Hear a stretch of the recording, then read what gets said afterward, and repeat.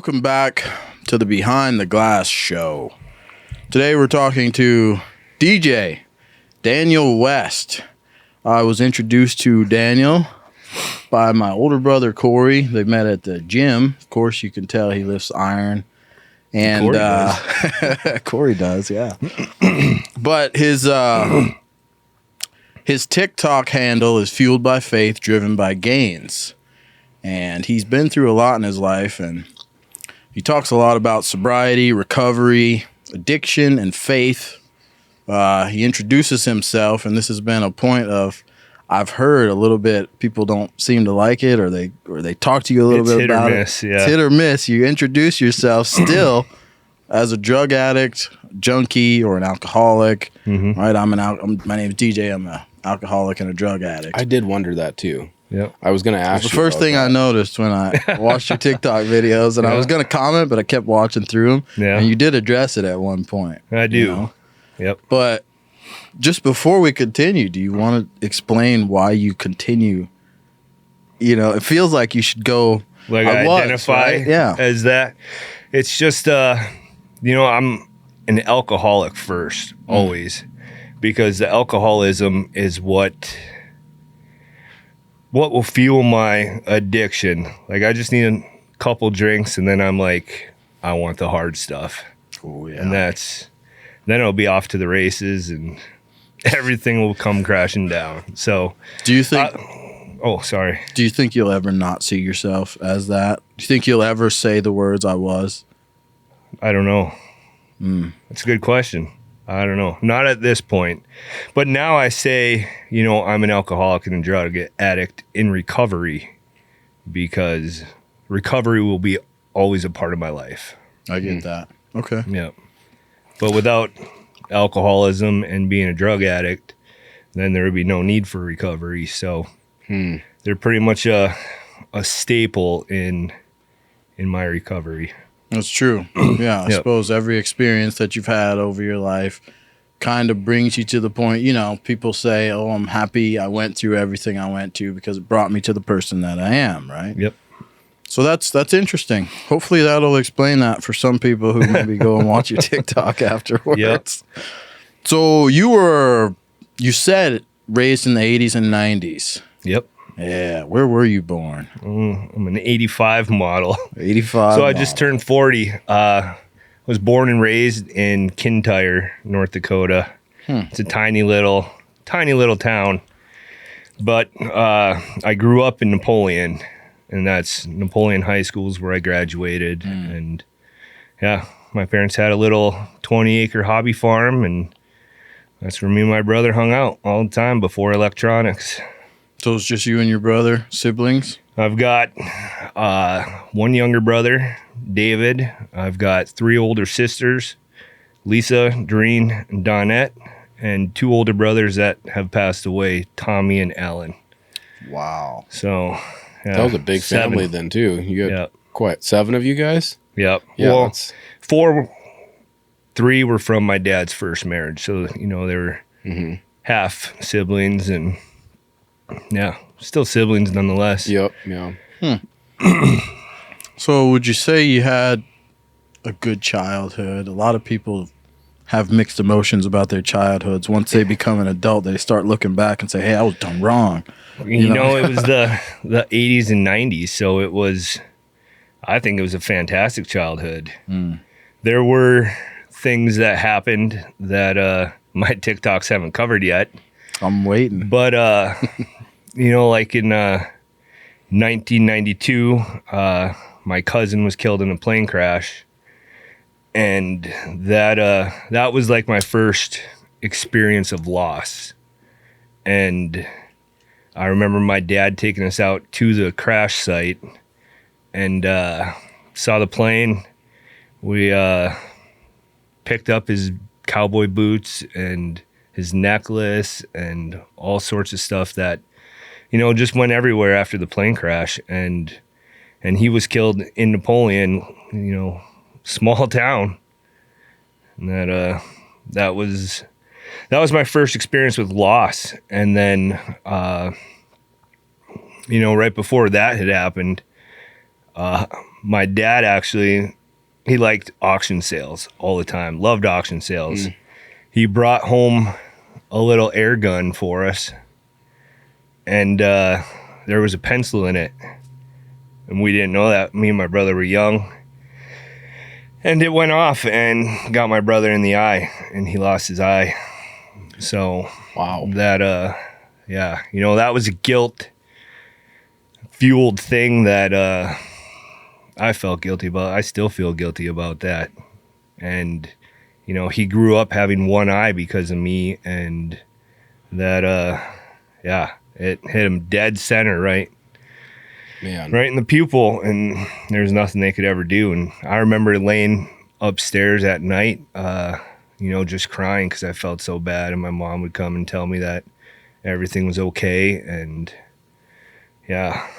that's...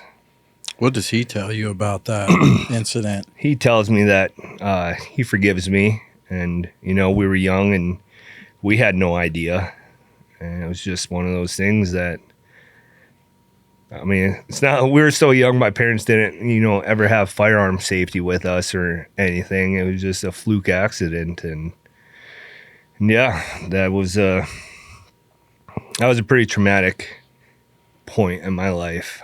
But other than that, everything, school was normal.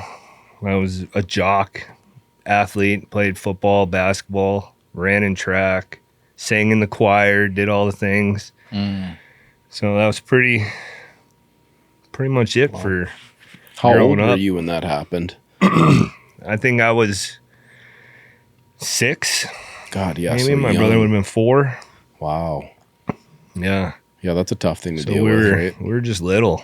Yeah. And that, and then he got bullied later on because having one eye and stuff, and then I got bullied for taking, being the one that did it. And that. Well, kids are weird, man. They are. It's just, but it was the 90s. So, yeah. It wasn't like now. Everybody got bullied. Yeah. And maybe a tough. Now everybody wants to, be so coddled now, Yeah. Absolutely. A little bullying sometimes. Yeah. It sucks when you're going through it, right? As a kid, it feels like the worst thing in the world, but yeah, you look back on it, maybe a little bit of bullying wasn't that bad. No. But for stuff like this, man, it's, I don't want to say in this situation at all there was any necessary bullying for what you guys were going through. That's just, it just sucks. And I don't know if that's maybe a parent's issue. A parent's issue of discipline, teachers. What is it? Why are kids can just be so mean, so Ruthless, hateful man. now. They can be. Now, even back then, I suppose, too, Yeah, but back then it was a little different because we didn't have social media. We didn't have any of the, technology to do anything, to reach out. I mean, if you want to talk to somebody, you had to call their parents. And Yep. Or go to their house. Yeah. Yeah. Yeah, there was no texting. No, not at all. Facebooking. Did any adults try to help you guys out when you were getting bullied for stuff like this, or did you have to deal with it? It's a small town. We just dealt with it. That was about it. But and it didn't last forever. It lasted probably a couple years, and then it was over. But along that same time frame, my dad was one of those people that he would say that he wasn't drinking or he wasn't doing anything, and he'd come home smelling like liquor and booze. And one time he had a cooler in the back of his little pickup, and me and my brother went out, found it, and I don't remember what was in there, Old Milwaukee or Bush or something. And Old Milwaukee. Oof. and we cracked it open, and that would be my first experience drinking alcohol. No kidding. Yeah. So what age was that then? What age did that happen? I was probably 7 and my brother 5. Wow. We're just if we were even that old, I don't remember. But yeah. Was it just a one-time thing, or did you guys try to find more after that? No, that was a one-time thing. And then the next time it was in high school. Yeah. Yeah, that's probably when all of us started drinking. Oh yeah. No, I didn't drink till after I was 21, man. Really? What? Yeah. And I remember I had a beer the first time after my 21st birthday, and I was like, this is disgusting. Like, I didn't even finish it. And, all my friends are trying to shovel drinks in my face, because they want me to get drunk. Yep. And I was like, I do not understand why you guys like to, drink beer. We eventually went to mixed drinks, and then that's when I was like, oh, these aren't that bad, some Morgan diets. But I couldn't understand how people liked the way it tasted enough to keep going. But obviously, it's an acquired taste. It is. And then it's the feeling of being drunk, that's what people like. A little buzz, Oh, yeah. So, but I hated it. I didn't finish my first beer. I just left it on the table. They were upset. It was pretty gross. Yeah. North Dakota buyers and sellers. If you are tired of agents that lie to you, of agents that don't understand how to market your home, and they don't know how to write an offer that is winning, my name is Silas Jackson with Capital Real Estate Partners, and our brokerage, and myself especially, represent the exact opposite of those characteristics. So, for that reason, I'm happy to work with anyone that doesn't like those things. If you do enjoy those things, feel free to indulge in working with those agents. No shame. But if you're looking for something different, if you're looking for an agent that you can trust, then I am here with you and for you at Capital Real Estate Partners. So I want to go back just a little bit to this plane crash where your cousin was killed. So what exactly, set it up just a little bit. What exactly was the situation? How did it happen? So I know it sounds like it affected you quite a bit. Yeah. So my cousin's friend, he just got his pilot's license. And at the same time, my cousin got a brand new, I think he bought a Goldwing or Honda Shadow or something. And his buddy was giving free plane rides to everybody from town. And he asked another friend to ride his motorcycle up and down the road because he wanted to see what it looked like from the sky.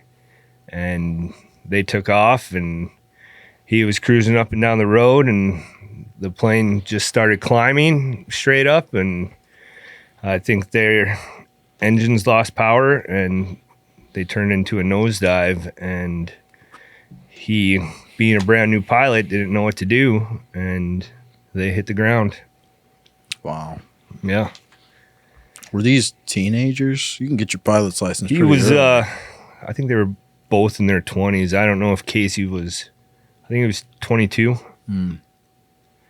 Yep. And that's probably the first time you ever lost someone, you think, in your life that...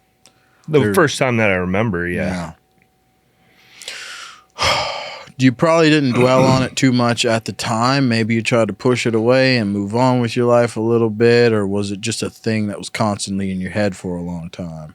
I think it was in my head for a little bit, but I was so young, I didn't really, I didn't hold on to it forever. I had, I guess my whole life ahead of me, and I still think about it, obviously, but I don't think that affected me. I don't want to say it probably affected me more than I realized, because that was, the first traumatic loss that I've experienced. And there's been a whole bunch after that. So, yeah. So moving on into high school now, maybe your later years of high school, right? You said you were a jock. Yeah. What was that? See, I was homeschooled, so I don't know. What is a jock? So you never got sports or anything? No, I never got to, man. I thought you played Shiloh. Didn't you play Shiloh? I went on I walked on and went and practiced for like this private school, Shiloh Christian school. Yeah. And Dad and Mom didn't like the schedule because they played on the Sabbath, right? For us. Oh. It was a religious thing at the time. Just Saturday for us. Yep. Yeah. So, I walked on. I did one practice with them. They were going to let me play. Dad and Mom found out the schedule, said, no, you're not playing anymore. So that was the end of my football career. I thought you did. Huh. No, I never got to. I was pissed about that because I thought for sure I'm going to the NFL. Yeah, I bet. If I get on at Shiloh, I bet. I was going to go pro 100% as a walk-on. And that's why they were letting people on, because they sucked so bad. That's why. But yeah, I never hung out with jocks. I didn't know anything. Like, I was with kind of the loser kids, I think, when I was growing up. Well, when I graduated, our class had 18 kids. Oh my God. I think kindergarten through eventually kindergarten, high school morphed into one building, and there's probably like 350 kids, K through 12. Wow. So it's a tiny school. So it was, hung out with everybody. Were If you didn't just- hang out with anybody, you were by yourself. Yeah, I suppose. Yeah. How long did it take you to get to be as tall as you are? Did you get there in high school? Well, I got there before high school. No kidding. Yeah. Okay, so that probably I think I helped. was probably 6'1" in the 6th grade. Shot up to 6'2", 6'3" in the 7th grade, and at my max I hit 6'6". No kidding. Yeah, my senior year. Is that how tall you are? I'm 6'4" now. Oh, did you do some shrinkage? Yeah. I did. Yeah, holy. Some disc issues, probably, huh? Yep. That's what everybody goes through, Yep. man. But being a jock, I played football, I played basketball, I did track and field, and all those baseball for a year. Pretty much did anything I could to get out of the house, whatever I could do, because we lived out on a farm. And I wanted to be in town with my friends, and if I did sports, then I would be out, hanging out, and I wasn't too bad at basketball or football, so it just good. helped out. yeah. Absolutely. So, was your dad a heavy drinker when you were younger? You said you found some of his stuff, or was it just kind of a mild thing with him? I think he had moments where he would drink heavily, and then he would go off for a while, and then he would drink and then quit. And I don't know if he ever stopped fully. I don't think he ever did. But he would always tell us that he did. And then be like, "Really? You're smelling a little suspect there, Dad." But I don't think he never got to the point where, he was like blackout drunk or anything. But I think there was always, he had a little something somewhere, you know what I mean? Yeah. Stash. Yeah. Yeah. Did you ever hear anything about it from your mom? Was she angry about that? Did she not care? Anything? That wasn't a thing that was brought up a lot. Really? No. Did you ever see them arguing, fighting? They kind of kept it together. That's a lot of kids, man. Yeah, but we were the only ones in the house, me and my younger brother at the time. Okay. And my older brother, Tommy, he was born with cerebral palsy. So he was at the Ann Carlson Center in Jamestown for, disabled and special needs kids. And then when he outgrew or graduated there, he got moved to a care center in town. Yep. Wow. And he was, nonverbal. He wasn't moving. He was in a wheelchair, and he was a pretty severe case. But when we show up and see him, his smile would light up a room. That's awesome. Yeah. So what's your next step out of high school, right? You're the jock. You get out of high school. 18, was it 18 kids? Well, I thought, I figured it would be college to play basketball or football. But I had a girlfriend at the time, and her dad ran a body shop back home, and I was like, well, if we're going to be together, I might as well learn the business.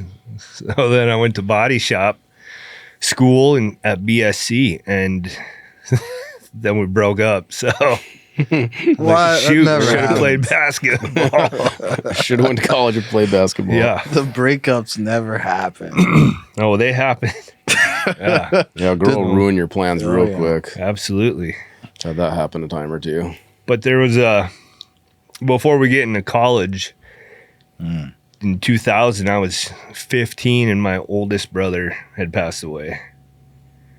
Him and his buddy were driving from Flasher to Bismarck, and they got hit by a drunk driver and made it to the hospital and ended up passing. Yikes. So that was my second experience with loss. Did the drunk driver survive? I don't remember. Oh man, I'm so sorry to hear that. Yeah. So that one, that was a painful one because he was a few years older than us. He was, I think, 11 years older than me. And the year before, we had just started, reconnecting, and he would hang out with us, and we go visit, and it was cool. It was cool having an older brother, to do stuff with, and then, he got killed. Oh, yeah, I couldn't imagine. Yep. Was it just him or both of them? That was just him. His buddy survived. And where is he at now? I don't know. I don't keep tabs on him. And that's the second. Now you get hit with your brother. Yep. It's the second time this kind of happens to you. Yep. And it's got to do with alcohol. Yep. And that's, yeah, man. I'm sure we'd all be lying if we said none of us ever drank and drove, right? I've been blackout drunk before.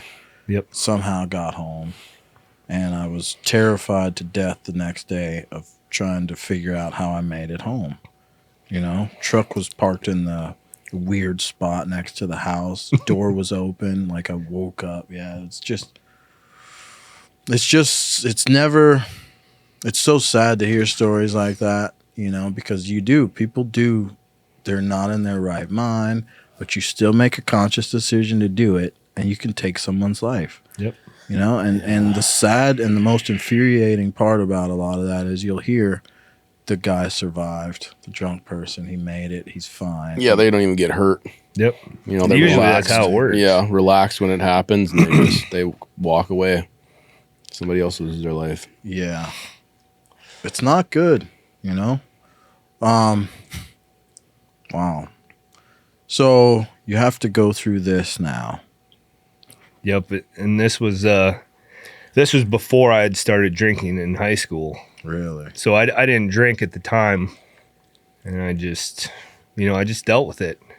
And that, it was, I think, a year and a half later before I had my first beer in high school.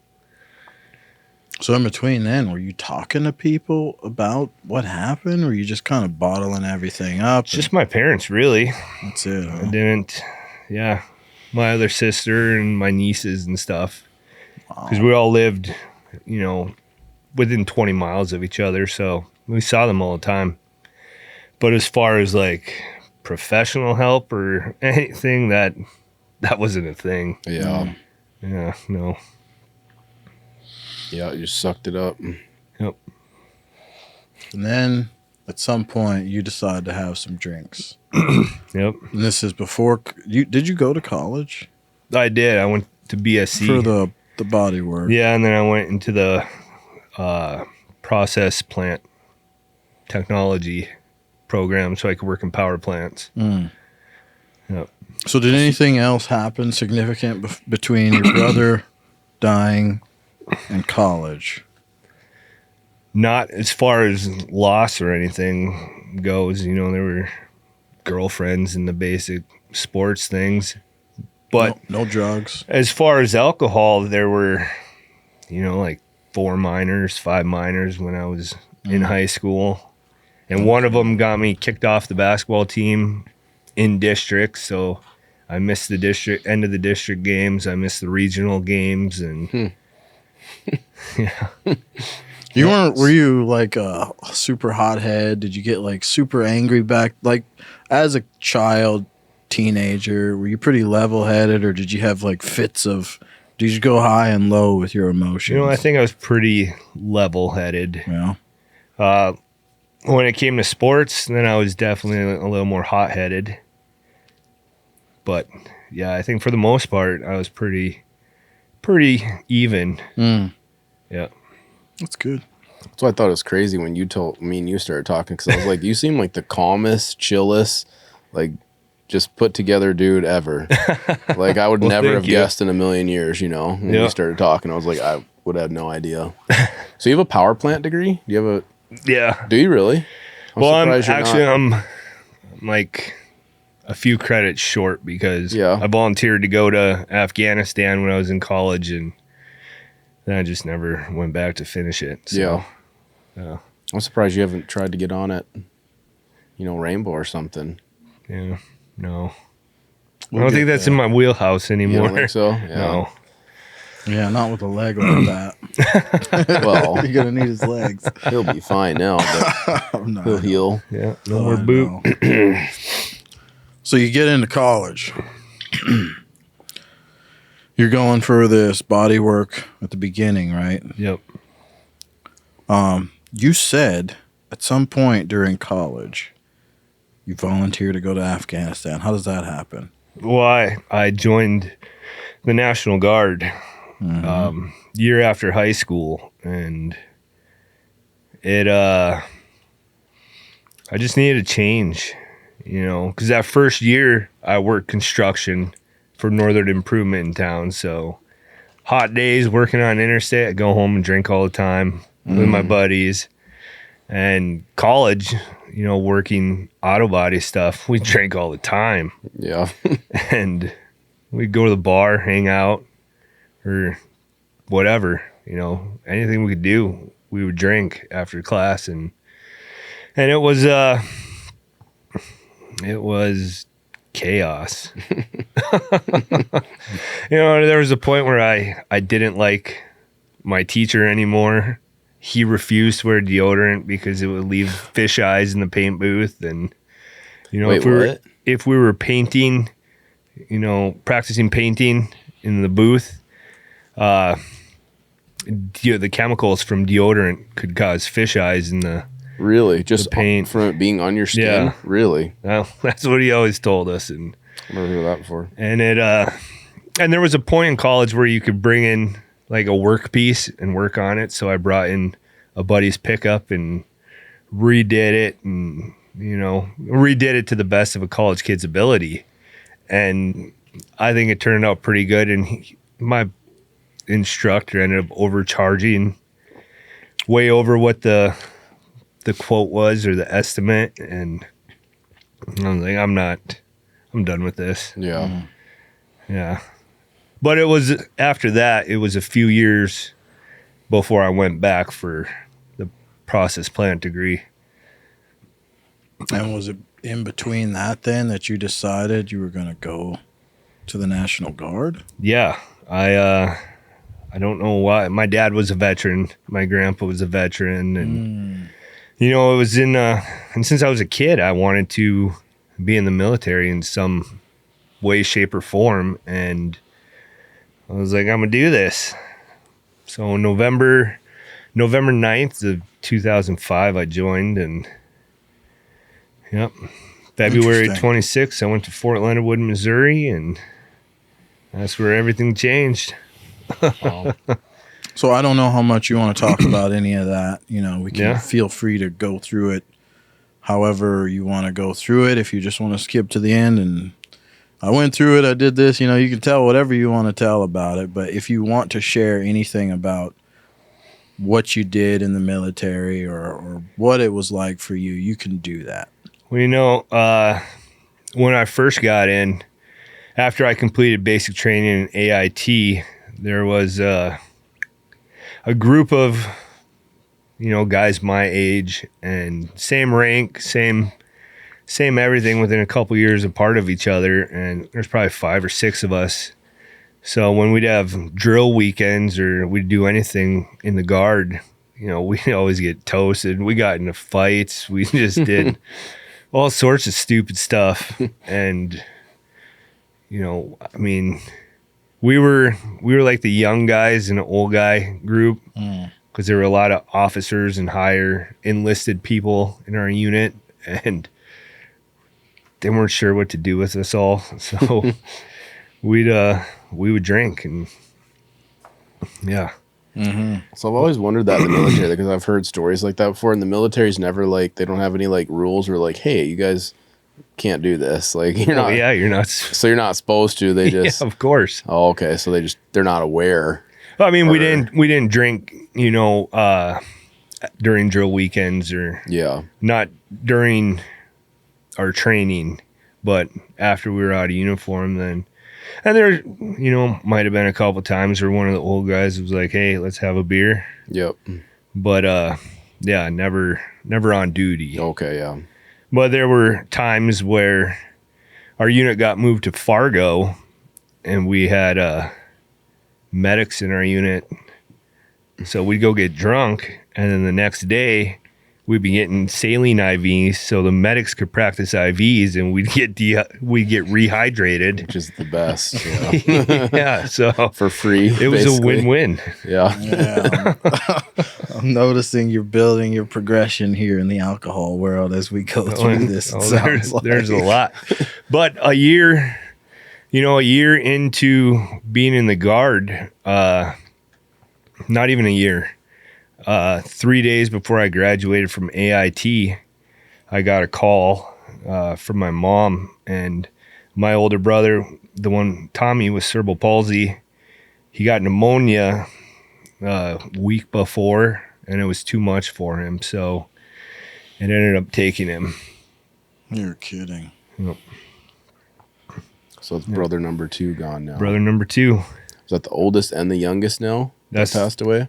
the oldest and the next oldest. Okay. Wow. Yeah. So brother number 2. Wow. Yeah.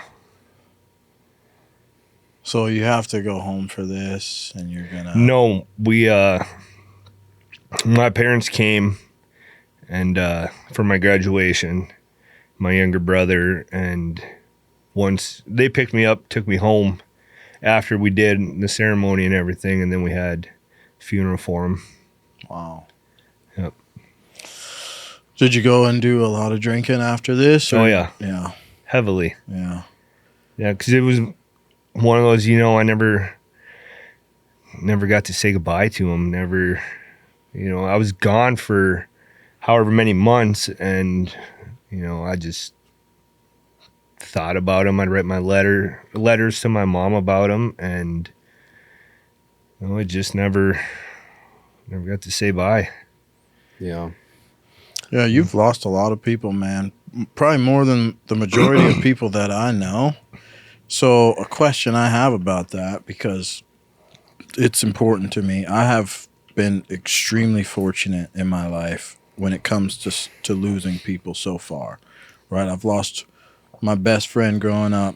He's the only person so far that I've lost, and he was in the military too, and he got back, and he heavy drinking, he was doing some of the craziest things, and he's sending me videos, and I look back on it now, and I think he was crying out for help, and I didn't realize it. Mm-hmm. And eventually he ended his life. But that's pretty much it for me as far as losing people, right? And I always wonder, do you ever feel like you did say the right things to the person before they were gone? Do you ever feel like I was as good as I could have been to this individual? I always told him I loved him. I always gave him the hug. I always visited him when I could. Or is there always that empty, just like a sentence with no period, or you end it in the middle and you're like, there's so many things I should have done? Yeah. I think most of them, I think, that I think I could have done better. In every instance, there's, something that could have gone better. There could have been another phone call. There could have been, going to see my brother at the care center one more time. There could have been any amount of things. Do you think those are the reasons you use to go and drink when something happens? You go, I could have done, I could have, and you could have yourself into. I think that's a big part. Yeah. Yeah. I've been through it a little bit, just with my buddy. Yep. The second I heard about it, that's the first thing I did was go and grab a bottle of alcohol and just drink myself into oblivion that night. And that's not the person I am. I wasn't an alcoholic then. But it was just, it happened so naturally and so weirdly, and I was trying to text him all night. His phone, he's dead now. I was drunk. I'm sitting in my living room trying to text him. Couldn't do that. So it is weird, and no matter how much you love somebody, I imagine you would, if you lose them, you know, especially under some of the circumstances that you're losing your brother, your brothers or your nephew or whoever else, your brothers in the military, right? Some of these circumstances, you would think you're never going to be happy with the way you left it, and now they're gone, right? You could have been better. You could have done so much more, and now you're just beating yourself up about it. Yeah, and drinking seems like a good solution to that problem in the time, you know, in the Escape moment. from reality. Yep. Sure. You don't want to feel it. And that's how, you know, most of it was. I never wanted to feel emotions. Emotions sucked. And being an 80s baby, you know, raised in the 90s, men had to be tough and providers and protectors and not show emotions and all of these things. And that is how I lived. You know, really the only emotion that I showed was anger or love, you know, to a certain extent. But most of the time I was just angry. Yeah. Yeah. I don't think anyone's ever ready to lose someone. You're never like, oh, you know, I've said everything, I've done everything. Yep. So I have a buddy that just lost his father, you know, and I was out there last night. And I don't want to bring it up, you know, me and my other friends, like but I'm like, I want him to talk about it if he feels like he needs to talk about it. But I don't know what to say to him, you know, like I don't there's no words that are going to make him feel better, you know. Oh, no. It's like you can only say, man, that sucks so many times, you know, but that's all I feel. It's like, that would suck, dude. You know, like I don't know what I would do if I lost my dad, you know? Yeah. And he was telling us, he was like, he was saying how he wished that his dad, like, he had more time, you know, he wished he had more time to enjoy retirement, just more life, you know, and he had regret because his dad has passed, and he just felt like he wished he had more time, you know. Mm-hmm. The things that, just talking about some of the things that he regretted, you know, and just like, that's just part of life, man. It's like, because it, you know, it can happen like that. Oh yeah, It's absolutely. like, you know, but I don't know how people move on from that, you know. It's like, I'm sure, you know, you just still do learning. it. I'm still learning how to do it. It's like you carry that with you forever, you know. Yep. It's like it never goes away. Well, you probably feel like God answers some of those questions, right, for you? Now. Yeah. Definitely not then. Yeah, now maybe. Yeah, not then. Then, you know, me and God did not have a good relationship at all. And it was, you know, and we were raised in a church, and we were at church every Sunday, and we'd pray, and we would do all of these things. And it's like boom, boom, boom, loss after loss after loss. And like, what are you doing up there? Right. You know, how can this happen to one family like this? And yeah, I don't know. I still don't know why it all happened. Oh, that's probably one of the hard things about religion, right? It's not for you so much, like for your enjoyment throughout your life. It doesn't feel like it, at least when you're going through it sometimes. You know, maybe you get some peace from it, but I don't know. With religion, it seems like it's a lot about sacrifice. It's a lot about suffrage. It's a lot about, you go through this for God's benefit, you know, and a lot of people just, they see it as, you know, they're not willing. It's such an open-ended, we don't know until you die. I don't know. I can't tell you yes or no that God exists. I really can't. No matter how much I believe in him, I do have faith, right? Mm-hmm. I can say, yes, I believe in God. I believe the Bible is accurate. I believe, but you genuinely will not know until you die. Absolutely. You know, so it's hard for people to go that route. It is hard. Walk on faith, right? It's so hard. And, you know, part of it, I don't know, I'd feel like, you know, all of this, as we get on more into the story, there's more loss and more loss and more. And I'm like, the central, you know, point of all of this is I'm in the middle of it.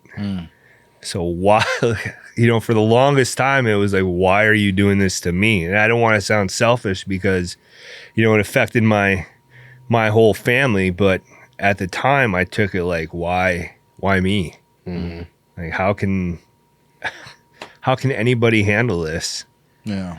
I don't know. It's just. Wow. So your brother dies. Yep. You're in the National Guard. You're drinking heavily. This is your second brother you've lost. Yep. What happens next? Where do you go from there? So there, I have a girlfriend at the time, a different one from the one in high school, and we ended up getting married in 2007. How old are you at this point? 21. Okay. 21. A couple months before we got married, I volunteered to go to Iraq because I wanted to go overseas, and the war was in full swing at that point, and I have a cousin that was in the Marines that's been over there, and I had friends that have been over there, and I felt like it was my turn. But then part of it was, what's going to happen if something happens to me? So then I went and got married. And then I ended up not going because I volunteered with a unit and I was excess. And, like if somebody got hurt, then I would take their spot, and they never needed me. So I ended up not going. And here I am married. And that was the same year that I discovered pills, painkillers. And I had taken them in the past when I was a senior in football, second game of the year. I took a helmet to the side of the knee, and I tore my ACL, my MCL, and my meniscus. Oof. And I sat out a couple weeks and then put a brace on, put a volleyball knee pad on, and had it taped up so it was, probably 10 inches in diameter of padding. Tried playing football, and it didn't work out very well. But, even back then, I wasn't, like, I had a bottle of whatever it was for my knee, and I remember taking, like, a couple of them and not liking the feeling. And then they sat in my parents' medicine cabinet for forever. But somehow my my wife at the time and me, we discovered what painkillers were, and then it was it wasn't really drinking. Well, I shouldn't say that. It was drinking on top of painkillers, and that's not a good combination. Yeah. So the oxys or hydros or whatever, anything you could, any opiate derivative you could think of. Yeah, and mixing that with booze, huh? Yep. Yeah, that's. And part of that was her dad he's got this kidney disease where he produces kidney stones at like an insane rate. So for the longest time, he would just call his doctor up and he'd get a prescription of, 100 or whatever, and he'd divvy him out to her and she'd divvy him out to me. And then it got to a point where you meet people and people that know people that have pills, and you just start buying them. So it's crazy how many they'll give you too. Because I know a friend of mine who had, the doctor prescribed him oxys. Yep. He had 100 oxys, dude. And I'm like, what are you going to do with all those oxys? Like that's a lot. It's a lot of oxycodone, Yeah. Like, I can't believe they prescribed you that much. And he's, Did you ever get to ask her dad why he did that? Not after the fact. Because you guys didn't come to him with any reason as to why you needed him. You just told him, give us some, and he gave them to you. Yeah, she just went over there and would get them. And, Jeez, man. yeah, just divvy them out. That's not cool. yeah. But that's, it was his baby girl. And Sure, I suppose, yeah. So you get into this, though, and this is right off the back of you volunteering to go to Iraq and not being chosen because you were excess, right? Yep. So is that why were you kind of resentful that you didn't get to go? Is that kind of what sparked this? Were you friends with all the guys that did get chosen? I was friends with some of them. Some of them I knew from different units that I had been in, and some of them I had no idea who they were. Right. And yeah. And you were pretty excited to go. You were amped up. You were ready to go do your part. And now you're kind of just left here, right? What do I do now? Now I'm not going. So back to the drawing board. And I'm married. At 21. Yeah. Yeah, that's so young to get married too. For real. You don't even know what you're fully developed yet, you know? Yeah. So do you have a job right now other than the military? Moving furniture. Okay. I work for a furniture moving company in town. Wow. Yeah. Here in Bismarck? And that's because I had two cousins that worked there. My brother worked there with me. My brother-in-law worked there with me. It was like our family, you know. We all moved furniture. Damn. And it was cool. It was like going to work with your best friends all day, you know. Sure. So yeah, I did that for 4 or 5 years, 6 years, somewhere in there. So yeah, you're just kind of going into this slow fade of you're exploring things a little bit. It seems like you're just kind of you were getting a little bored, maybe, you know, with the way life was going for you. You had expectations. Some of it didn't happen. You're kind of here. You're super young still, man. 21. Yeah. And you're getting into pills now. Yep. And you're still drinking. Still drinking. You know, I've never done pills, so I'm terrified always. I'm scared to take a baby aspirin if I've had a drink, like a glass of wine or something, because you hear from everyone. I know I'm a pussy, right? You hear from everyone that's like, don't mix pills with booze, right? That's the thing. Well, I was the guy that always. It's fun. Yeah. You know, I'm not glorifying it or anything, but at the time it was. Yeah, I was the guy that fell for the initial phrase, "Do not ever mix pills with booze," and I was like, okay, that's it. In my head, don't ever do it, right? So. Yeah. So, what is happening to you when you do that? Right? Being drunk is one thing. It is. What does the pill add? The pill's it's a downer.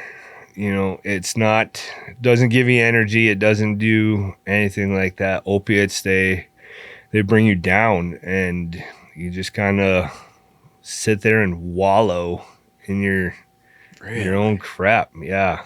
It's not like you sit there and you just want to cry and, you know, you feel bad for yourself. And it's like, I don't know, just numbs you. Numbs it's another thing to numb the feelings. And, you know, there's times where the booze wouldn't work to numb enough, and pop a couple pills, have another drink, and then you're numbing. That does it. And that was that's what I was after. Not feeling anything and there were times I'd be at the bar and I'd make a complete ass out of myself. And, you know, I'm not a tiny dude. No, you're not. Guys would want to, I was never this big back then. I was like 215 pounds because I couldn't be overweight for the military. Oh, yeah. And that was like 205 pounds at my height. So, yeah.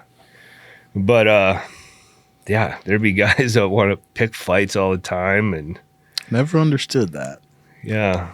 And you know, there was a time, like, I was cocky.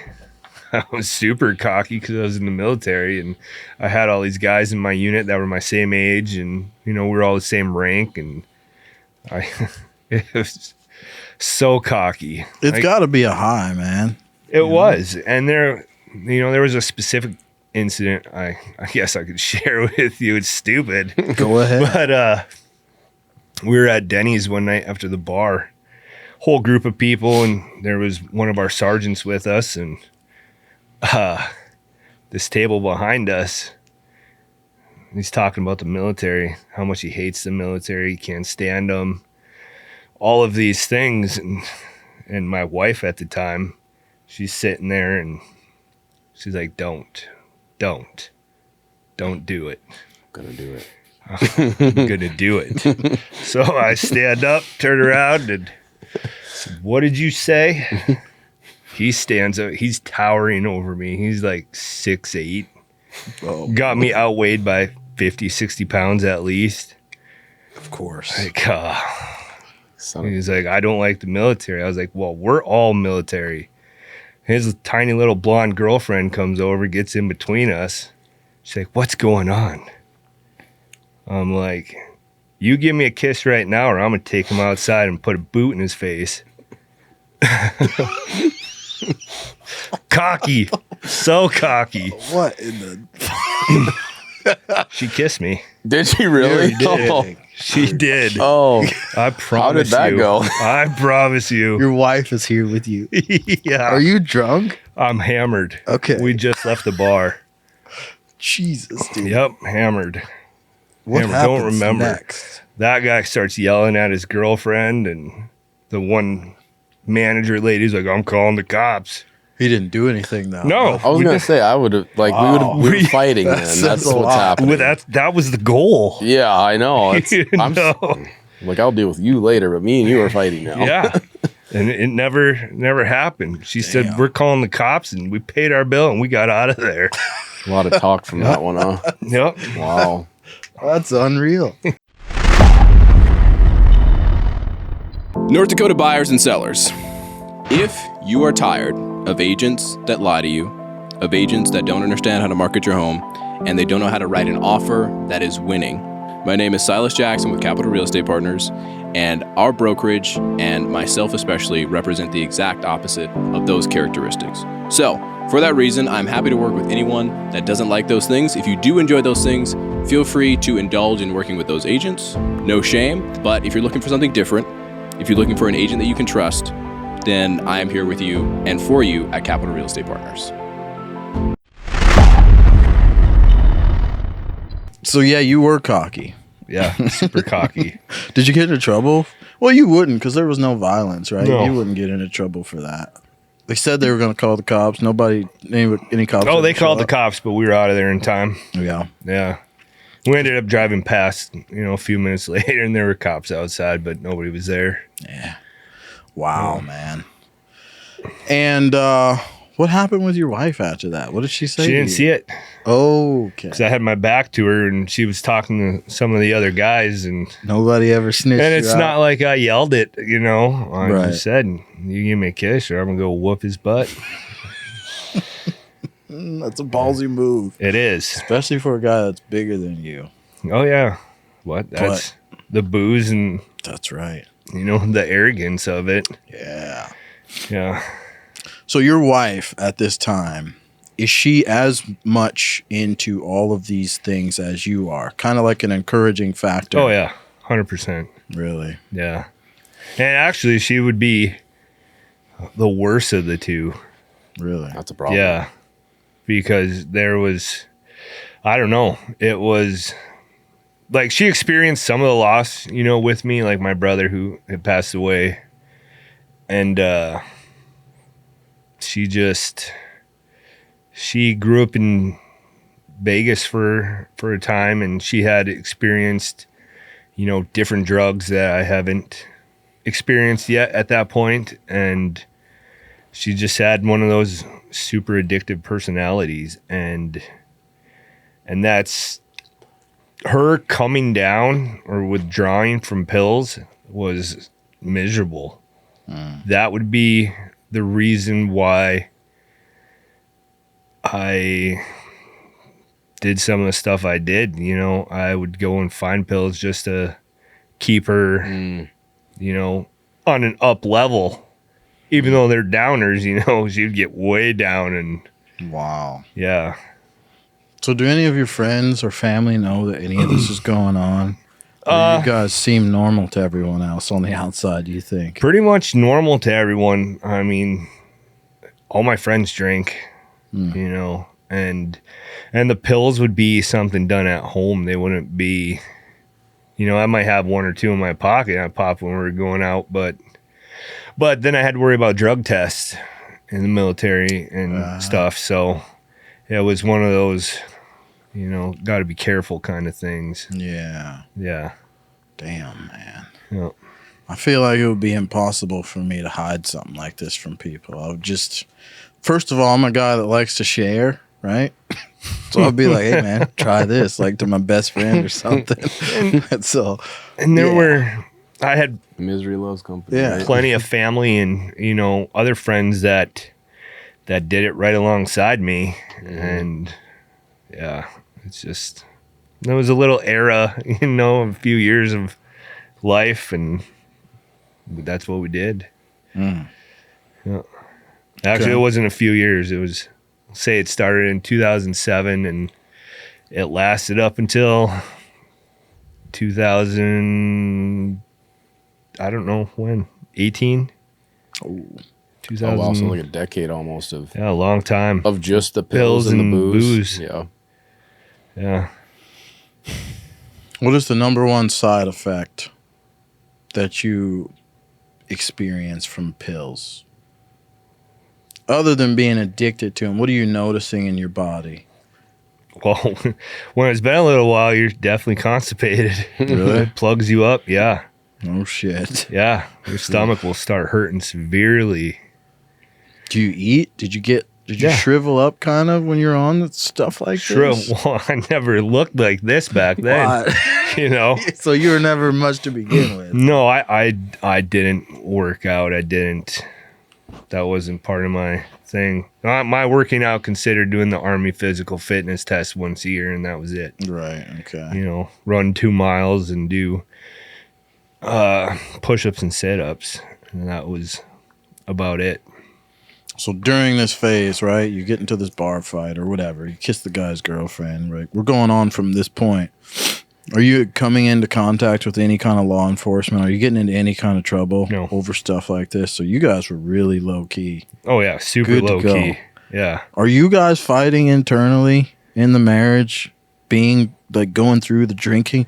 Because I would imagine, man, if I start drinking like this and I start doing drugs or whatever else, I feel like my personality, I'm just going to get into a lot of fights with people, including the people like really close to me. Yeah. Like, So would be the opposite for wife, me. would be the, really? I'm chill, dude. Happy. I've never been an angry drunk, like unless something bad is happening, Yep. So Now, how do especially if you- you're both in on it, it's like, yeah, you're both just doing it together. You're happy How do you know that What do you you're mean? good?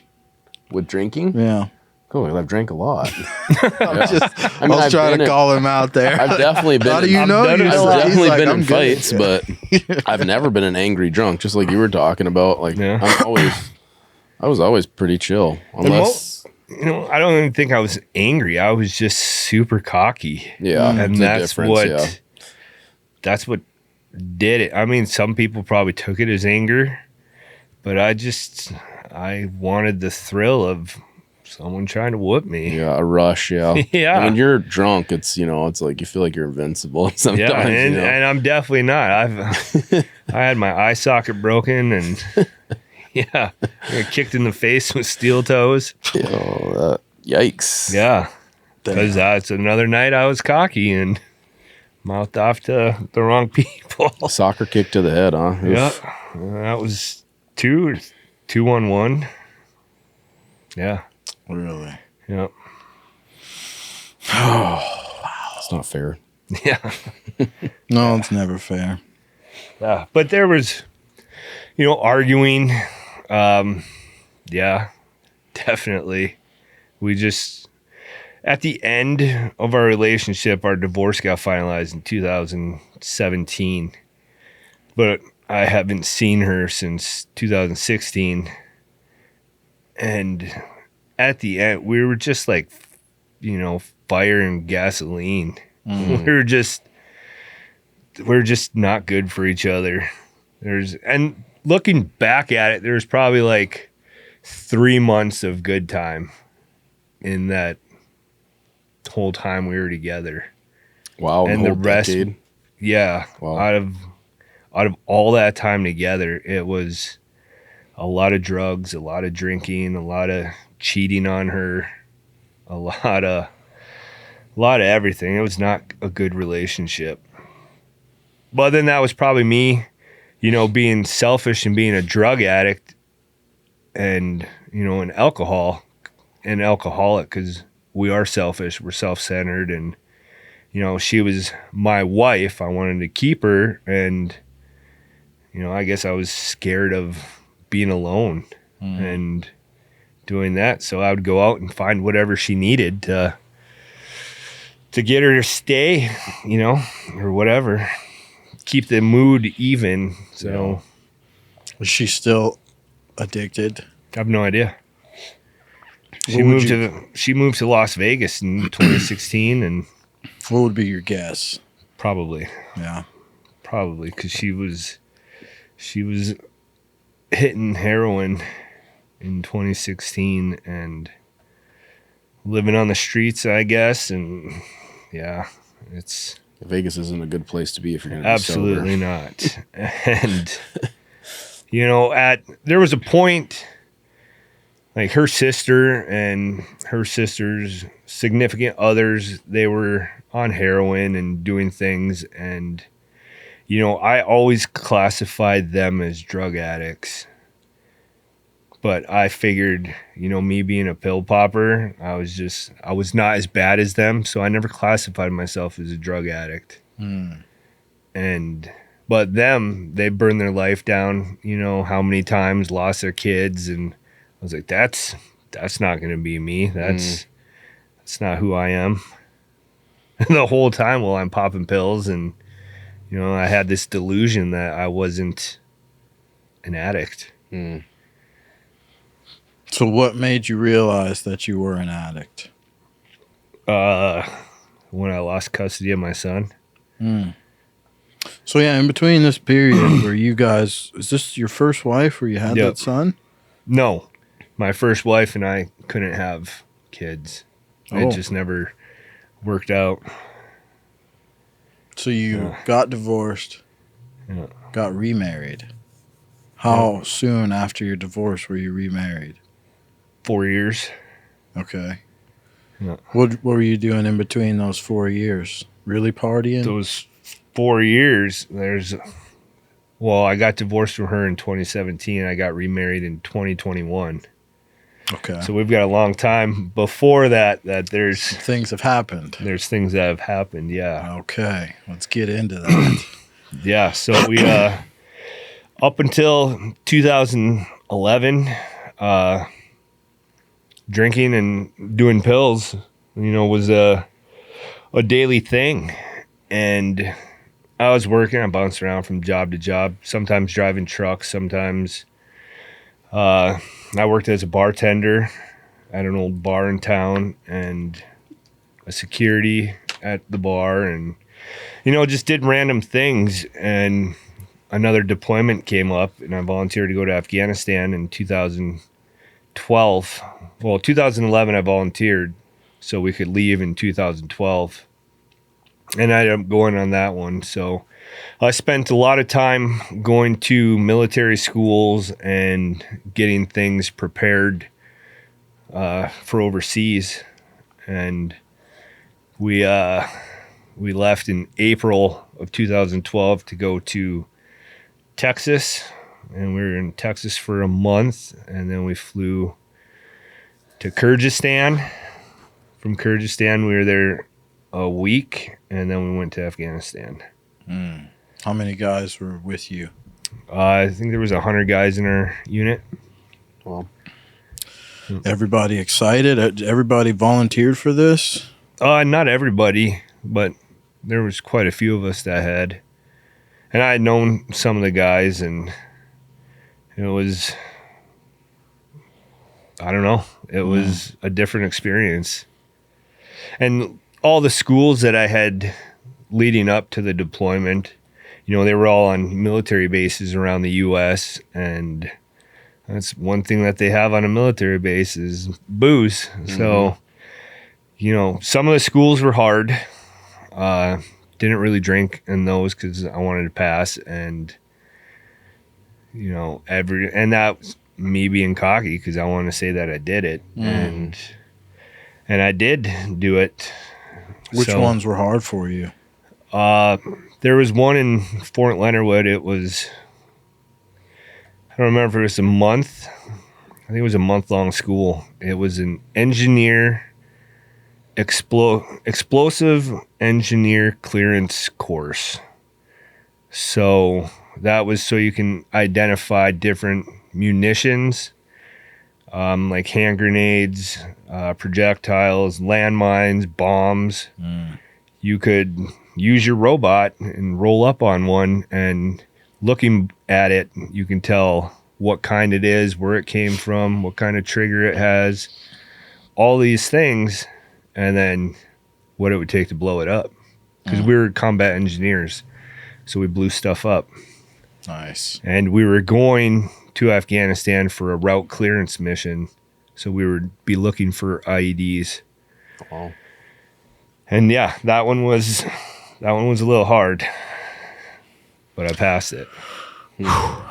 Yeah, IEDs. You hear that all the time. They got really good at making IEDs over there. That was like the best way to attack us. And even now, you're seeing in Ukraine with the drones. You know, that's just got to be the next stage of warfare. It's weird that it's strange to me that because China's doing it. Strange that America is not going as heavily into drones as you would think we would be. I heard Trump is building a new ship. Oh, right? Could be. Kind of old tech. We got some crazy drones too. I've heard we haven't gotten into drones as much as we should. China's going all in. I'm sure they are. Walls, right? It's devastating to watch in Ukraine, man. The drones, and it's hard for me to say, to separate.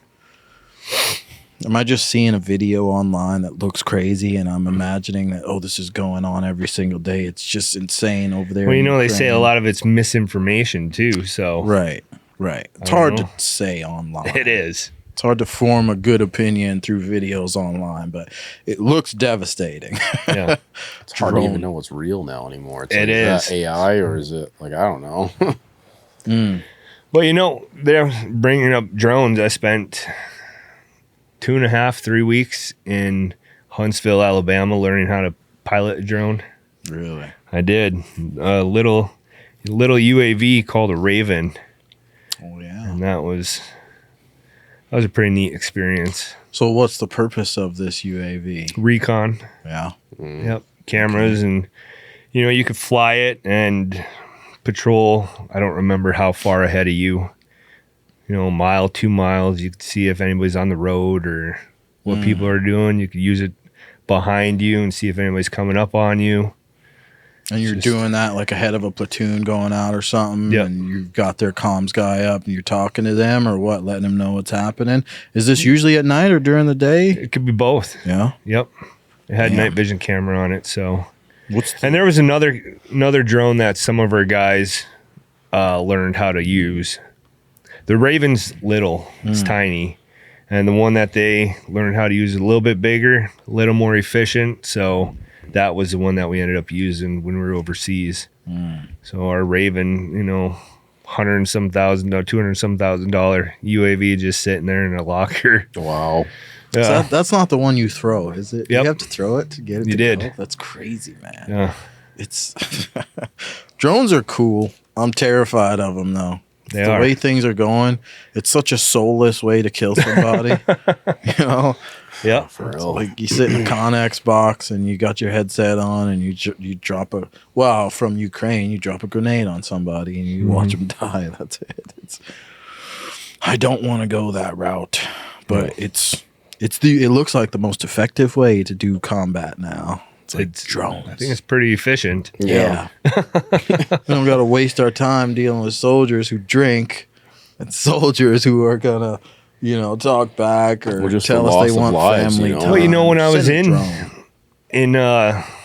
the military and, like on duty and stuff, I never talked back. I wasn't cocky then in that sense because I was doing what I was told and I was leading soldiers and, doing all the things. It was after the uniform came off that the head swelled and let's go.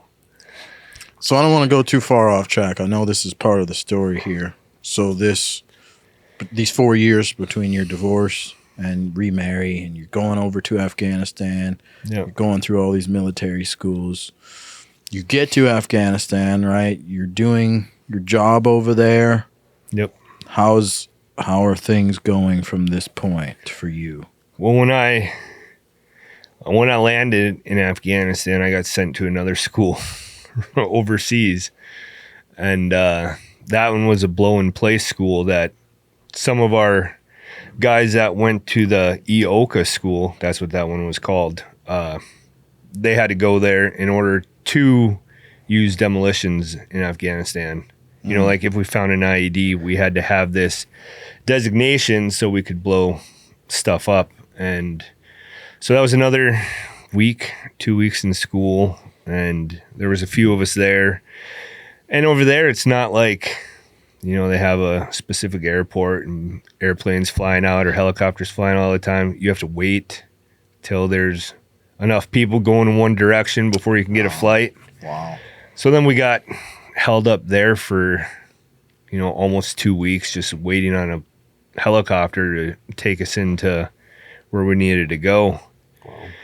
So we got to our FOB and forward operating base, and you know, we were there not long, a couple weeks, and we got moved to a different one, a little bit bigger. So, and at this point, we had done patrols and stuff, but haven't really seen anything. And we moved to another FOB, and we had a few missions out to this place called Watan.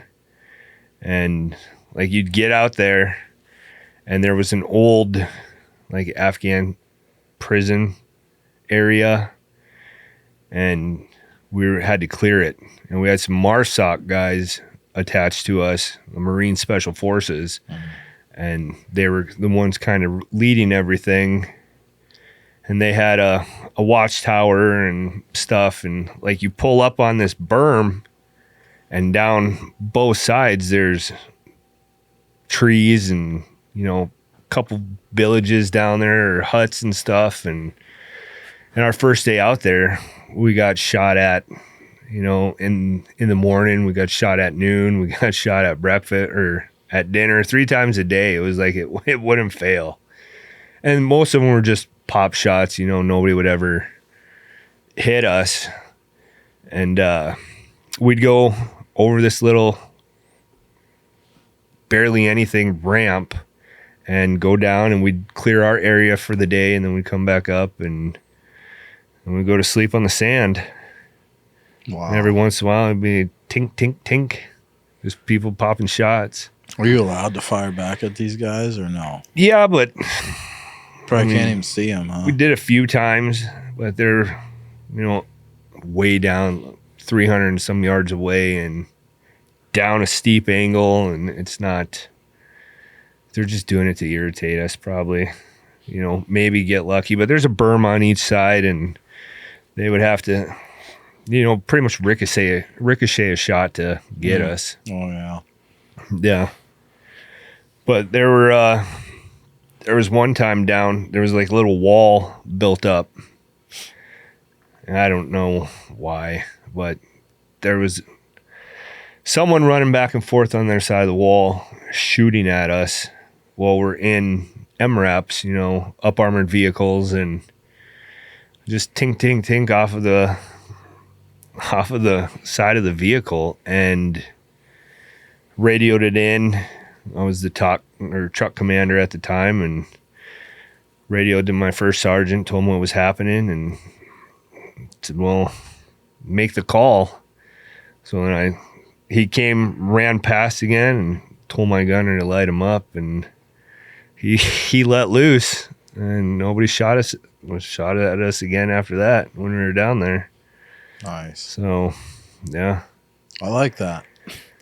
You know, if combat has got to be strange, but when you're out there, you got your guys with you. It's got to be the scenario of it's you or us. Why would I let this guy kill my brother? No. Because he wants to just act a fool. Did that do anything to you, having to eliminate a combatant like that? Not necessarily. I think at the time it was just, you know, part of the job. That's how it was. and even after the fact. And, you know, I don't know if it was specifically him, because there was another truck down there too that just started opening fire. Never heard anything from him, just pop, pop, pop. So I don't know who took care of it, but I don't think that I ever gave it a second thought. Was that your guys' only engagement in country, or did you have to No, do there were more. The unit, we came back because we would do a rotation with our first platoon, and then they would go out for a little while out to the same spot, clear, because it was a huge area we were doing, and we weren't that fast. You know, we had to take everything slow and clear everything, you know, methodically. So they would go out there, and one of the times out there, one of the interpreters got shot in the back of the leg, I think, and our medic was with them, and he ended up providing first aid and stuff, and he got a combat medic badge for that action, and that was pretty cool. How long of a deployment is this? It's a year. Well, 9 months overseas, but with your MOB and your demob time, it's a year. Sure. Okay. And so that was in August, and then I was an E5 at the time, a sergeant, and I got picked to go to another FOB and be our liaison officer. So I was there learning how to do that job and getting trained in. So he was a mechanic, so he could go back out into the field and, you know, not spend his whole deployment doing paperwork and driving people around and whatever. So I was learning that role, and I got an emergency Red Cross message that said my mom had a heart attack. And this would have been in November of 2012. And I let my unit know what was happening, and they said, go home. Because a year prior, my dad had a stroke. Before I left in 2011, he had a stroke, and he never made it back home. He went straight from the hospital to a nursing home because he had lost use of his right side of his body pretty much, and he couldn't really speak anymore. So I got this Red Cross, and I was like, my dad, you know, was in a nursing home, and my brother and my mom are there, and I need to go. So like, go home. So then I flew home on emergency leave, and that was an experience in itself, because they're like, don't wear your uniform, don't do anything. I had to dress like a complete civilian and hide in the back of the bus, lay down, because they like to kidnap soldiers. And, you know, if they knew a soldier was on a bus going to an airport, they would come and try to take you. They couldn't get you to the airport? Well, yeah. This was it, huh? Yeah, because I had to fly out, you know, from Afghanistan. I flew to Qatar, and then from Qatar I flew to Germany, and Germany I flew to Atlanta, and then all the way back home to Bismarck. But yeah, there was a point where they're like, you need to lay down, and we'll tell you when you can get off, and here's your ticket. Don't talk to anyone. Don't do anything. Go to the gate. And I was like, okay. Wow. Let's do it. If something does happen, do you have any means of protecting yourself? I turned everything in there. God, I probably had I don't even know if I had a pocket knife in him at that point. Cell phone? No. Can't take your cell phone overseas. They give you no means of communicating. No. If You you can't get take your cell captured. phone overseas? No. Oh, really? No. I didn't know that. Yeah. Mine was shut off and left it at home. I mean, I had it over there, but I never had service or anything because it wouldn't work. Wow. Yeah. That sounds. So you can't text people. You can't. Oh, no. You've got email and, you know, FaceTime and stuff like that. Wow. So I came home on emergency leave November 16th, and turns out my mom needed a triple bypass because of her heart, and she didn't want to do the surgery, she just wanted to go home and, hang out with us. And then I talked to her and told her that the surgery, needed to be done and that could prolong her life for years instead of months. And so she had the surgery, and if you watch my TikTok, I screwed this part of it up. But she had the surgery and she made it 2 days after surgery in the ICU. And my brother was there visiting her, and he put her to bed and said, "Love you," and good night, and he didn't have a license at the time. He got a DUI. And he went home, and the hospital called him not long afterwards and said that her lungs had fluid. We're getting fluid in her lungs, and her organs were shutting down, and she had a stroke. And it just one thing right after another, and he's like, "You need to get everybody here." So we all went to the hospital, and we sat with her in the ICU until they put her on life support, and she wasn't supposed to be on life support. I'm pretty sure she had a DNR, a do not resuscitate. And they put her on life support anyway, and we got there, took her off, and, it wasn't long, and she passed away. But we laid there, or we sat there long enough, to say our goodbyes and do all the things. But yeah, that was one of the most, man, I had nightmares about that day for a long time afterwards. That's why I did so many drugs and I drank. And when I brought it up in that TikTok story, that's all I could think about for days after the fact, because just her laying there in the hospital bed, and God, it's brutal. You just want to, that's not how you want to remember your mom. No. Yeah. She couldn't speak at the time. She couldn't converse No, back she with was you. brain dead. And so she was just laying there, and she made this, like this clicking sound. And I don't know if that was like her lungs, shutting down, or what it was, but that sound haunted me for a long time. I don't like thinking about it. It was not, she's just laying there, and it was like a, I don't know what it was. I don't know. Was your mom a Christian? Yes. So you had probably not still a little bit of peace knowing that either at that time, right? Because you weren't necessarily so deep in God at this point. No, but I knew she was, and I knew That gave she you- believed, and she had been baptized and born again and all the things, and I knew that if anybody was making it to heaven, it would have been her.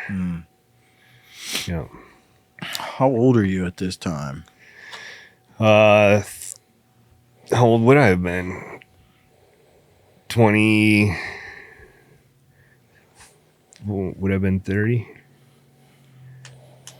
2016? 10 years ago? 30, yeah. Yeah. Yeah. 10. Just turned 30.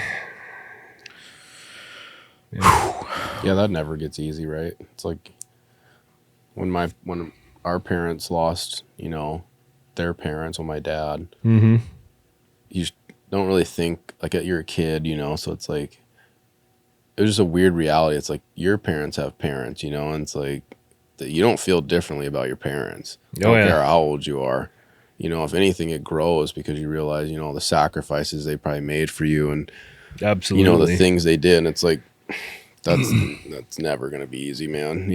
Yeah, and it wasn't, because she was, she was such an amazing woman, and she just cared about everybody. She loved everybody, and she was like my brother Tommy. Her smile would light up a room, and she was just a good-hearted woman. And I'm the only thing that I wish could have gone different was her and my dad would have, been here to meet my kids and stuff, because that would have been huge. They would have just ate them up, man. They would, yeah, it would have been awesome to see. Yeah. Was your dad still here at this time, or Yeah. was he? So he was still. Yeah, he was here, and that was, the whole time in Afghanistan, there wasn't really any drinking. There was definitely no pills. There was nothing. So, and that's probably why I wanted to go to Afghanistan a little bit, because I didn't know about treatment. I didn't know what any of that meant, but I knew I needed to try to clean up myself a little bit. And so when I went over there cold turkey and never did anything. But as soon as she died, I made a phone call and I had pills brought to the hospital. Because Wow. yeah, because I didn't want to feel. I didn't want to feel the loss and the hurt and the anger and, the guilt and whatever else I was feeling at that time. I definitely don't judge you for that. I'll tell you that much. If my mom were to die today, I would do the exact same thing. Yeah. I would think it'd be very easy for me to do the exact same thing. So I definitely don't judge you, and I'm sure a lot of people don't, especially for going through something like that with a person that you love. I can't imagine, man. Brutal. Yeah, that'd be a hard one. How long were you stuck in that point of it as far as the pills now? You're back home, you're back on drugs. Oh, that was on and off for the next 4 years. Yeah. So my mom just died. Yeah. And we had her, she had died, and I had told my dad, I think the next day, I went to the nursing home and told my dad that his wife had passed away. And they were married, I think, 32 years, 35 years. And that broke him. Wow. He couldn't really speak. He couldn't form words, properly. But as soon as he found that out, you could see the color run from his face, and just, he broke down. And those two were, they were always together.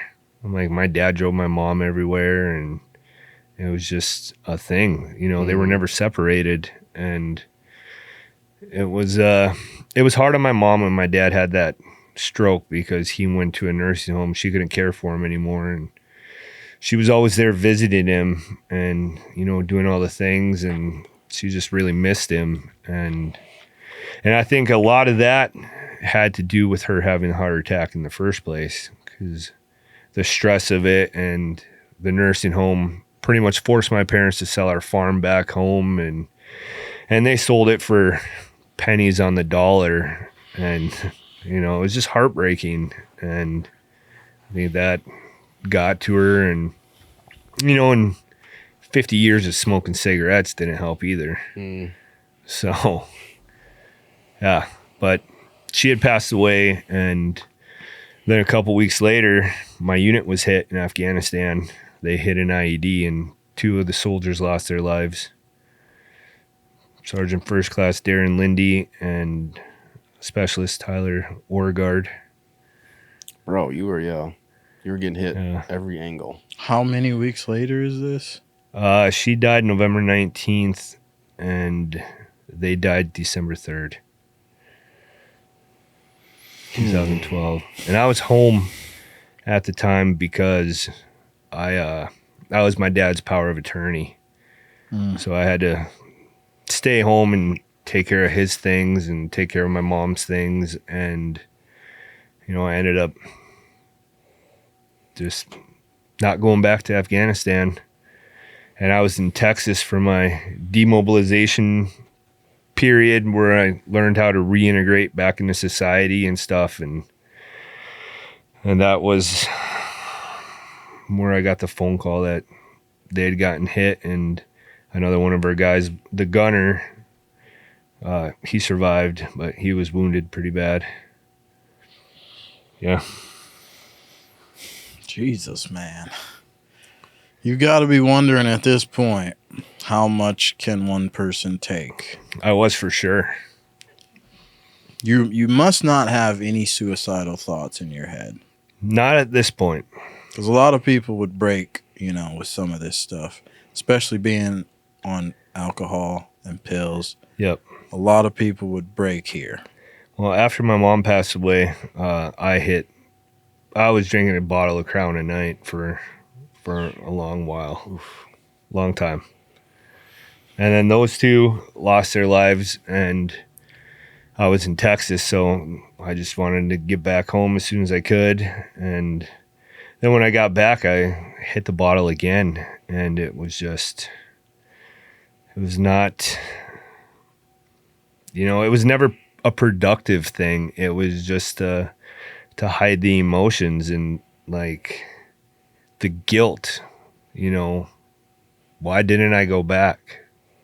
And they weren't a part of my platoon, so I wouldn't have been out on the mission with them anyway. But, just to be there for the rest of my unit, and like I'm here and they're there, and yeah, it was brutal. It was a brutal time.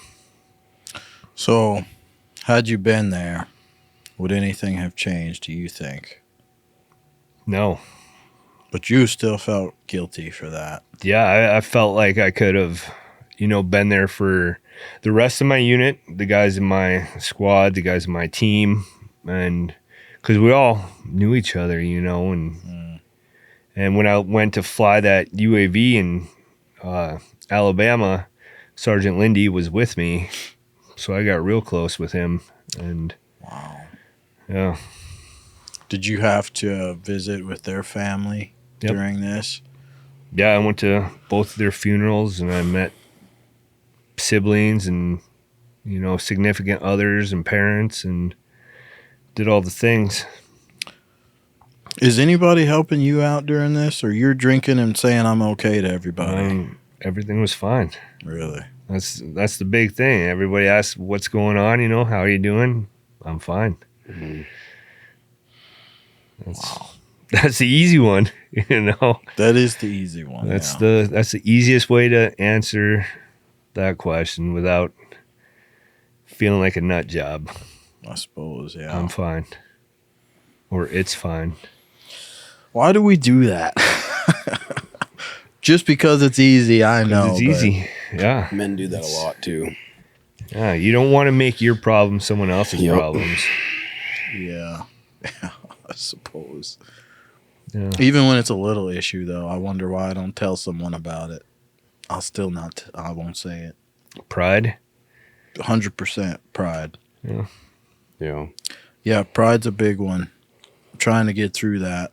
But for men, a lot of it's like if I fall, who is gonna pick up the slack? Yep. You know what I mean?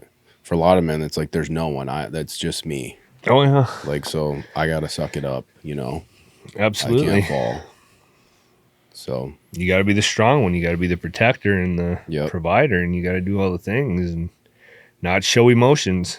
That's why I'm fine. Yep.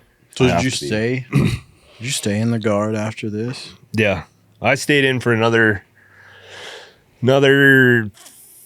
4 years after that.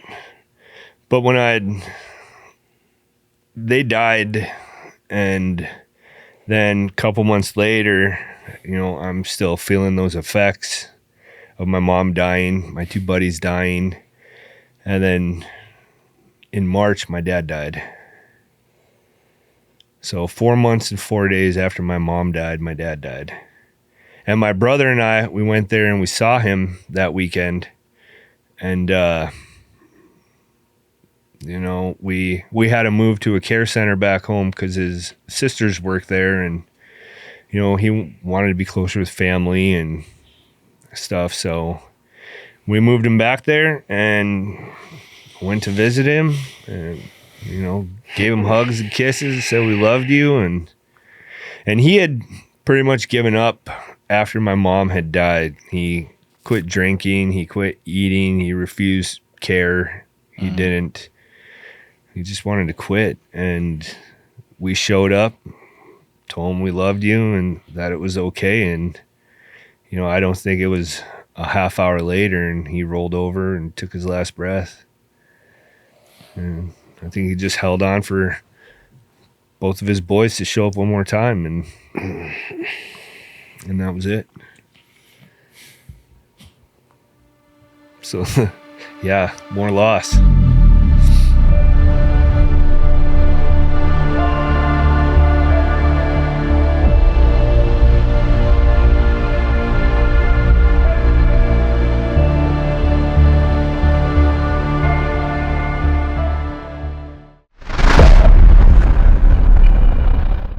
Like my dad died in March, and then in August of 2013, one of my guard buddies I was in Afghanistan with shot himself. Young kid, I think he was 20, 21. Wow. Yep. And he shot himself, and yeah. And that was a hard one because he looked up to me, and I talked to him all the time at drill weekends, and we hung out, and there was a weekend he was having a real bad day, and he took a swing at me, and he missed, and we were at a hotel for a drill weekend, and he took off, and we could not find him. We drove all over looking for him. Here he got picked up by the cops and taken in, and yep, he wanted to fight the cops. And then after that, not long after that, he shot himself. Yeah, there's a lot, bro. So if you had like one thing you could say to somebody who was like what's been like a thing that's helped you be okay with all the loss that you've dealt with, or is there anything? There hasn't really been anything that's gotten me to that point. When all this happened, it was drugs and alcohol because I wanted to numb myself, and through that I suppressed everything or whatever. I didn't think about it. I didn't give it a chance to come out. I just tucked it away. And now after getting sober and reestablishing my faith and everything, I think that's the biggest thing, is just knowing that it's all for a reason and they're all in a better place, and one day I will see them again. So there's not really any phrase or any piece of advice anyone's given me. I remember them happy and how they were, and not how they left this place. Yeah. I think that's a good message. Yeah. Yeah, a lot of people, I'm sure, are struggling with some similar things. I can't imagine anything close to what you went through, but everybody dies. We all know this. Mm-hmm. And I hope they can maybe take some comfort in knowing that there's a little bit of peace in knowing that someone is going off to a better place. You can at least hope that, right? Yep. Even dealing with it, that somebody's been through it. That's why I think it's important that you tell your story, because I feel like when people are going through things like this, everybody feels like I'm alone. Mm-hmm. Like nobody else can understand. Nobody can possibly understand. Oh, You yeah. have people who are, come out and tell stories about, things that have happened to them, their lives, some of the crazy things that they've been through, and you realize, okay, I'm not crazy. I'm not alone. I'm not, losing my mind, If you can think it, there's probably a dozen people that have been through it. Yep. It's not... That's no so one true. person on this planet is special enough to have their own kind of, well, this is me. Yep. And this is only happening to me. It's not like that. But you feel like that when you're going You do. through it. When, whatever crazy situation it is, it's like there's no one's going to understand this, Yep. And later on, that's how I felt when I lost custody of my son. I'm like, poor me, why is this happening to me? And, you know, I'm a bad dad and all of these things. And then I realized that I'm not the only one that's ever gone through it. Yep. But at the time, like you said, I, you know, felt like I was a special one, and my wife cheated on me and all the things. And you know, everybody's got a story or knows somebody that something's happened to. Yep. Yeah, very true. What do you think your parents would think of the person that you've become right now if they could see you now? I think they'd be proud of me. Yeah. I hope so anyway. Because last 3 years I think, and this, I'm not trying to sound cocky or, you know, prideful, but I've built a pretty good life, and they'd be super fond of my fiance and my kids, and they would love those kids. Oh yeah, I can only imagine. And my dad, he was a cowboy back in the day, and he loved it, and and I've got Cassie's a cowgirl, my little girls are cowgirls, my little boy's, you know, a little cowboy, and he would just eat that up. He'd be so head over heels for those girls that it wouldn't even be funny. And my mom would, she would be spoiling them and loving up on Cassie and my kids, and it would be a beautiful thing. Yeah. Yeah. And I know they're watching down over them, you know, and my kids ask, I've got pictures of them on the wall and stuff, and we talk about it, and I tell them how amazing that their grandparents would think they are, and yeah, that they're always watching over them. It's a beautiful message, man. I like it. That paints a beautiful picture too in my head even. Yeah. I didn't even know these people, you know? Man, and it's like my first marriage, my parents knew her, and I mean, they liked her, but there was a point where, you know, they're like, you could do better. Don't settle. Yeah. Don't do this. And I was selfish. So I'm going to do this. And yeah. And you know, without all those experiences, I wouldn't have the life that I have today, and I wouldn't be proud of the life that I have today. And it's just, you know, the reason I have the life I have today is because of honesty. And I've been honest about my past, honest about all the things I've done. And Cassie just ate that up, and she's like, nobody. She's like, what is with this dude? Because I told her everything, you know, right off the bat, before we ever kissed, before we did anything. We went on a walk, and I told her it, and I was so nervous. I'm like, this girl's not going to want anything to do with me. And it was the complete opposite. She's like, nobody's ever been that honest with me before. And it's like, well, I got nothing to lie to you about. This is who I am now. Wow. Yeah, because how many people would just be like, I'm just not going to tell you, you know? Yeah. Maybe I'll tell you this one little thing, but I'm not going to tell you everything, because you're going to freak out, dude, you know? You're going to run. And that's what I had told her. I was like, I got a lot to tell you, and it might change your view of me. And you know, it probably did change her view of me a little bit, but the person that I was is not the person that I am now. And she can definitely see that difference. She's like, that's not you. Yeah. You know, you're like, when I talk to you, and you're like, that's great. You're not that kind of person. Yeah. And yeah, it's nuts. There is a light in your eyes when you talk, you know. You've got a very relaxing aura around you now. That's what I told him. You know? He has a very calming presence about him. And Well, thank you. I like appreciate that. that. That's good.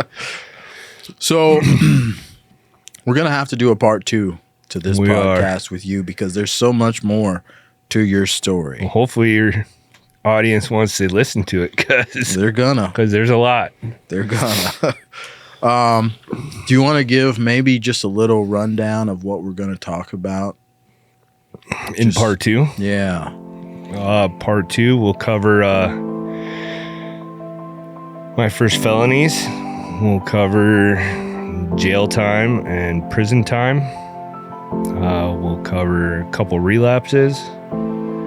Depends how long you want part 2. As long as we need it to be. If you want to keep going, we'll cover working in the oil field, the birth of my son, getting remarried, getting divorced again, all the things. God. Yep. Well, I at this point I didn't find God yet. Wow. Okay. Yeah. There's more to this story. There's a lot more. Okay. So, ladies and gentlemen, I hope you like this first half of this podcast episode that we've done with Daniel today.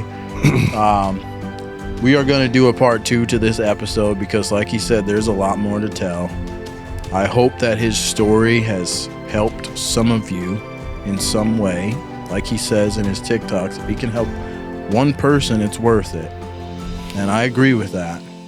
Because a life saved is a life saved, in my opinion, and every life is valuable. So let us know what you thought of this episode. Let us know if you'd like to see more of Daniel. And regardless, I want to hear more from him, so we're going to do another episode. And we'll catch you guys in the next video.